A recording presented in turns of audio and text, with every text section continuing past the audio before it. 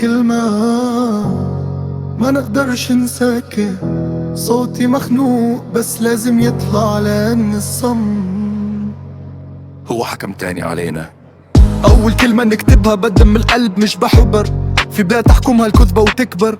طفل يحلم بالضوء يلقى ليل مكبر، والحق مربوط بالسلسلة ومكبل. قالولي اسكت قول لهم لا، الصوت لو يطيح اليوم ينهض غدا.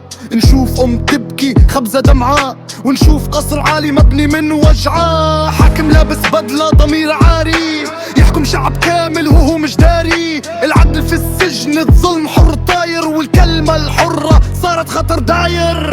أنا بنت عربية صوتي مش عورة، وجاي مش كذبة، وحلمي مش صورة. أنا بنت عربية كبرت في خوف، لكن قلبي أقوى من ألف سيوف. قالولي الوطن شفتها تعبانة، مربوطة في الزاوية ومش سمعانة. سرقوا الحلم قالوا سياسة، والشعب غرقان في المعاناة. نعيش يوم بيوم والليل طويل، والحق دايما بعيد ومستحيل. لكن التاريخ ما يرحمش، والظلم مهما طال ما يدمش. نكتب راب مش باش نشتهر، نكتب لأن الصمت صار خطر. كل كلمة طلقة كل بيت ثورة، والفن لما يصدق يصير رسالة حرة.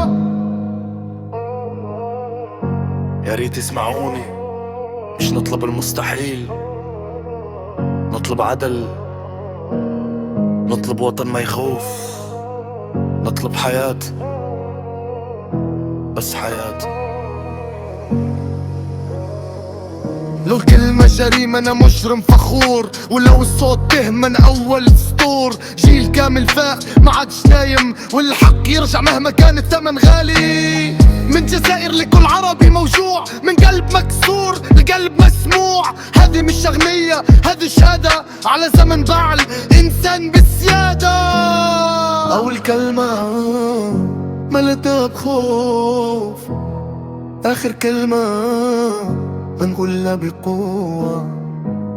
لأن الصوت لما يطلع من قلب يوصل لكل الدنيا غيابة.